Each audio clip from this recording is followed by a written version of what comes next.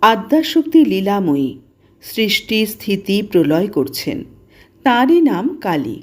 কালী ব্রহ্ম, ব্রহ্মই কালী।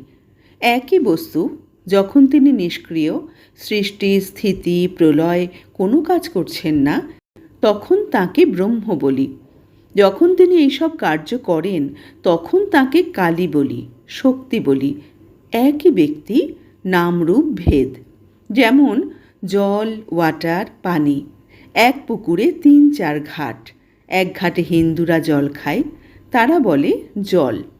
এক ঘাটে মুসলমানেরা জল খায়, তারা বলে পানি। আরেক ঘাটে ইংরেজরা জল খায়, তারা বলে ওয়াটার। তিনটেই এক, কেবল নামে তফাৎ। তাকে কেউ বলছে আল্লাহ, কেউ গড, কেউ বলছে ব্রহ্ম, কেউ বলছে কালী, কেউ বলছে রাম, হরি, যিশু।